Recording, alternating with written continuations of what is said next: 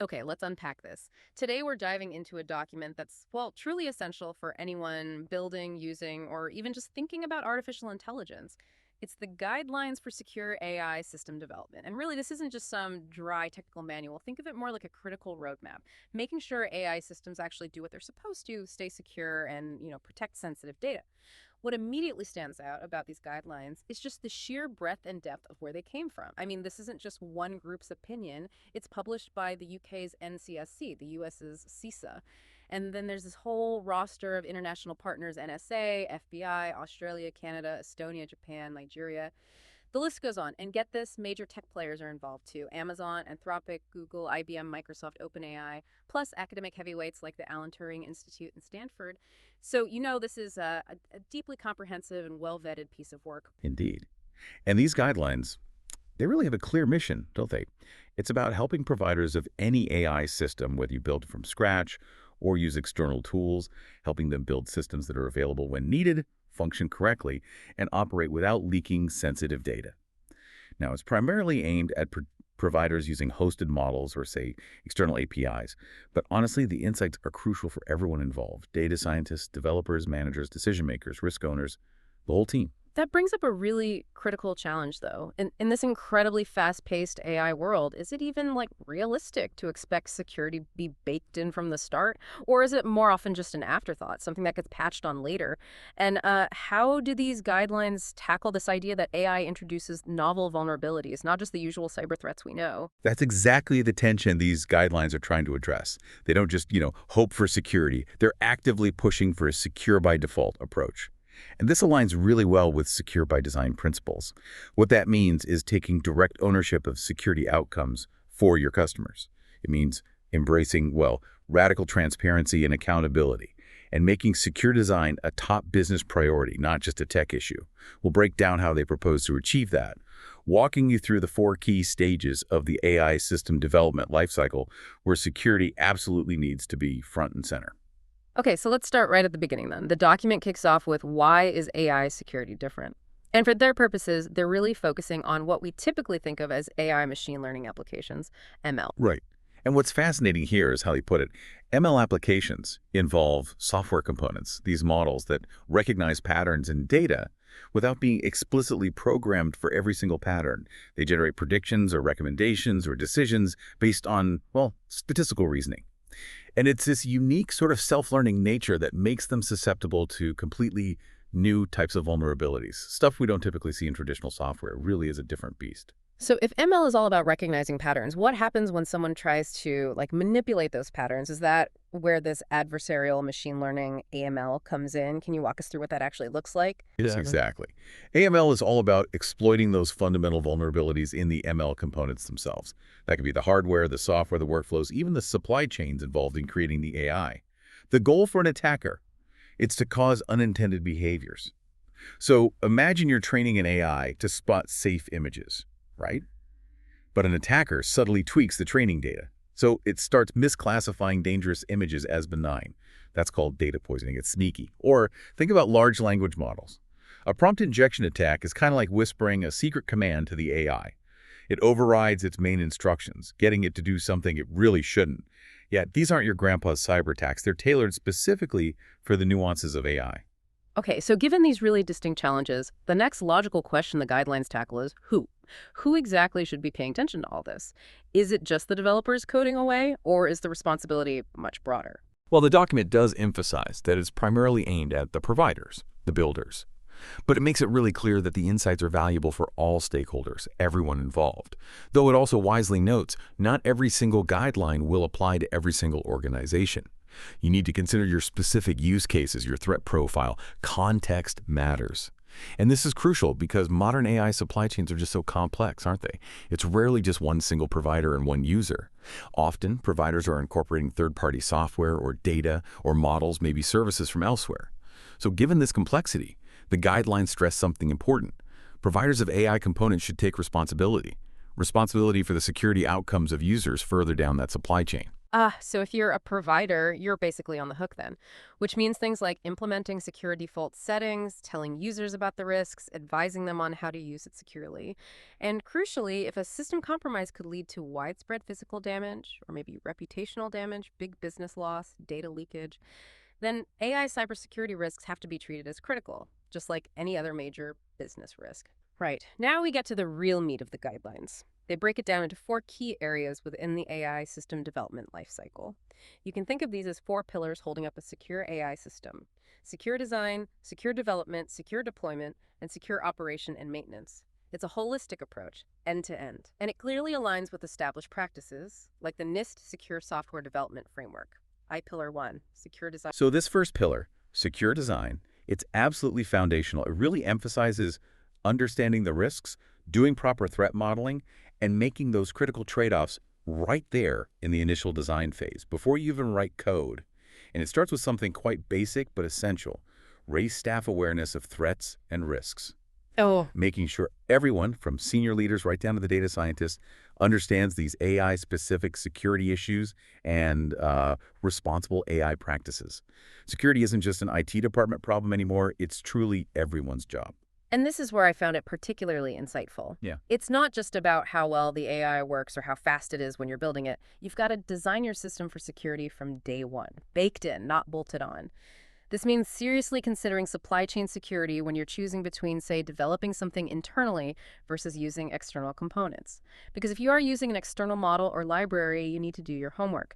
Due diligence is key, making sure they actually prevent untrusted models from doing things like arbitrary code execution. You can't just blindly plug and play. Absolutely. And if you're using an external API, you have to apply appropriate controls to any data you're sending outside your organization's walls. This also means rigorous checks, sanitization of all data and inputs, especially things like user feedback or data used for continuous learning. Why? Because that data directly defines how the system behaves. Any garbage in is quite literally garbage out, but with potentially serious security consequences this time. They also cover how AI components might trigger actions like maybe amending files or changing system settings. You obviously need appropriate restrictions there. Maybe even non-AI failsafes as a backup. Imagine an AI accidentally deleting critical data. You need guardrails. And really crucial for user interaction, your system should give usable outputs without revealing unnecessary detail that an attacker could exploit. It needs effective guardrails built in, apply the principle of least privilege, and clearly explain any riskier capabilities, maybe requiring users to explicitly opt in. Transparency and user control are paramount here. And this raises a really key design consideration. How do you actually choose your AI model with security front of mind?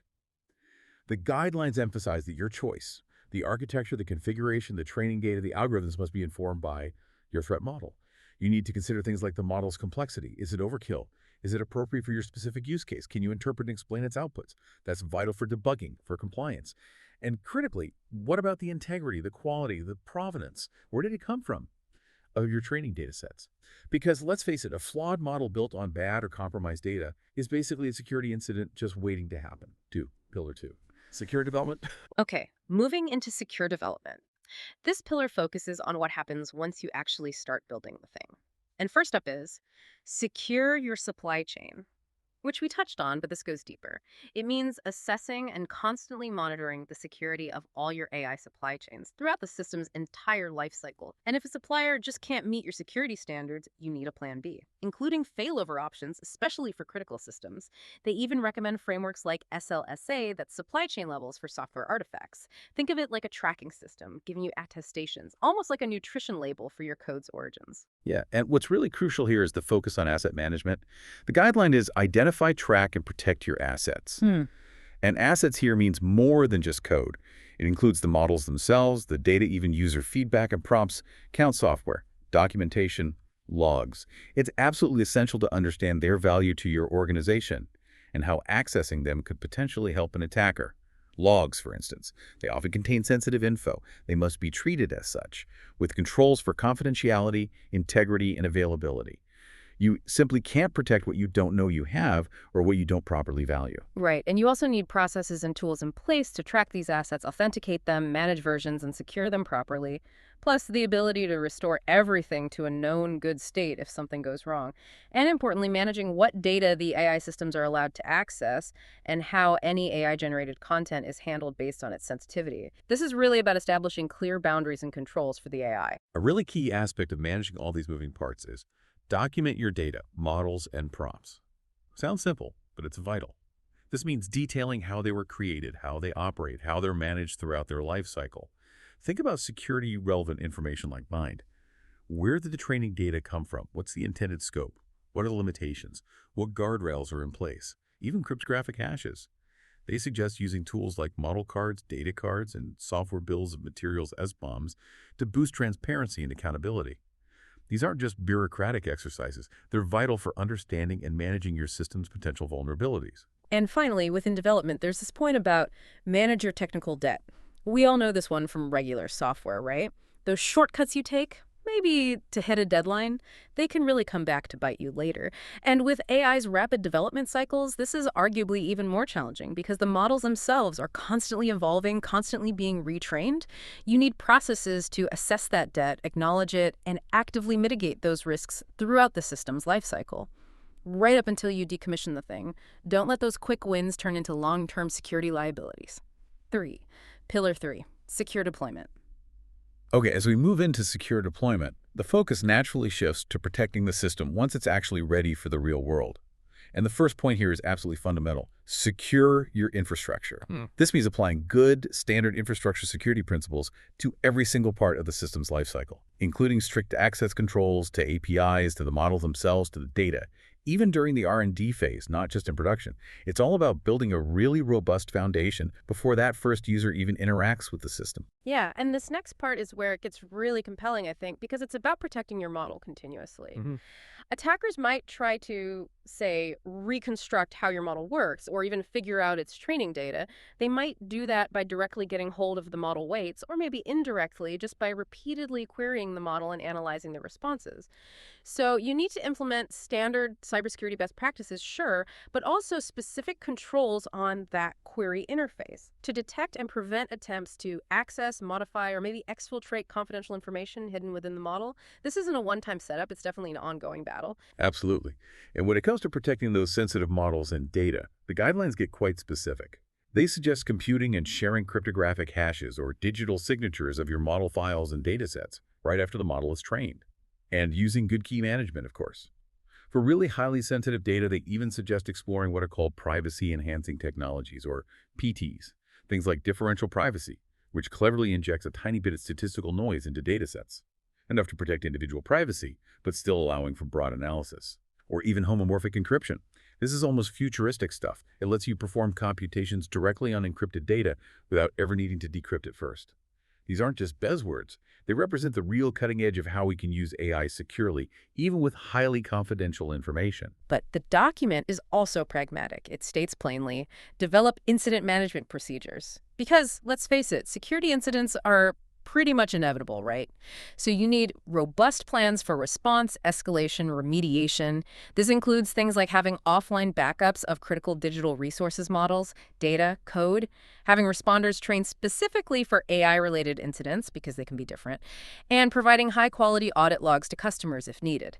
The bottom line is, if you build it, incidents will eventually come, so you have to be ready. And a crucial ethical and practical consideration is, when is a system truly ready for public release? The guidelines say, release AI responsibly. What does that mean? It means models, applications, or systems should only be released after appropriate and effective security evaluation. That includes things like benchmarking against known standards and also red teaming. That's essentially hiring ethical hackers to try and break your system before the malicious actors do. Find the holes first. And you must be crystal clear with users about any known limitations or potential failure modes. No nasty surprises for your customers. And finally, under deployment, make it easy for users to do the right things. I like this one. It's about ensuring that the most secure setting is either the only option available or at least the default setting. Don't make users hunt for security. You also need controls in place to prevent malicious use of the system and provide clear guidance for users on appropriate use, highlighting any limitations. Transparency is absolutely key here. Clearly state which aspects of security they, the users, are responsible for, and be clear about how their data might be used, accessed, or stored by the AI system. It's really about building trust through clarity, not just building features. 5E, Pillar 4. Secure operation and maintenance. Okay, our final pillar, secure operation and maintenance. This addresses the ongoing life of an AI system after it's been deployed. It doesn't stop at launch. It starts with monitor your system's behavior. This means constantly measuring its outputs, its performance, looking for sudden or even gradual changes that could impact security. This helps you account for potential intrusions, compromises, or even something called data drift. Data drift is interesting. It's where the real-world data your AI system encounters gradually shifts or changes from the data it was originally trained on. Now, this might seem benign, just a natural evolution, but it can subtly degrade performance, lead to biased or incorrect outputs, and critically, it can open up new security vulnerabilities that simply weren't there during the initial testing and deployment. So monitoring is crucial. And just as importantly, you need to monitor your system's inputs. While respecting privacy requirements, of course, you need to log inputs like inference requests, user queries, or prompts fed into the system. Why? Well, this enables compliance checks, audits, and investigations if there's ever a compromise or misuse. It also helps in detecting those out-of-distribution inputs or adversarial inputs like the prompt injection attempts we talked about earlier. This log basically acts like a flight recorder, a black box, helping you understand what went wrong if something does. Right. And another important aspect of ongoing security, how do updates fit into the picture? Because AI systems change. The guidelines advise. Follow a secure by design approach to updates. And clue. This means thinking about automated updates by default, using secure modular procedures for patching or upgrading. You absolutely must recognize that changes, whether to the underlying data, the models themselves, or even just the system prompts, can fundamentally alter the system's behavior. So major updates should really be treated almost like deploying a brand new version, with similar security scrutiny. And supporting users, helping them evaluate and respond to these changes, maybe giving them preview access or using versioned APIs, that's crucial too. It's about secure evolution, not just a secure initial deployment. And finally, it all comes back to continuous improvement and, importantly, collaboration. Collect and share lessons learned. This means actively participating in information sharing communities across industry, academia, government, talking to each other, keeping open lines of communication for feedback, maybe even providing consent for security researchers to ethically probe your systems and report vulnerabilities, making it easy for them, and when needed, escalating significant issues to the wider community, perhaps publishing security bulletins and always promptly mitigating discovered problems. Because really, in cybersecurity, especially AI security, we're all kind of in this together. Silos don't help anyone. So after all that, what does this really mean? This deep dive into the guidelines for secure AI system development. It clearly shows us that AI security isn't a single thing. It's a multifaceted, continuous effort. It has to be woven into every single stage of the system's lifecycle. It's about being proactive in design, diligent during development, robust in deployment, and vigilant during operation and maintenance.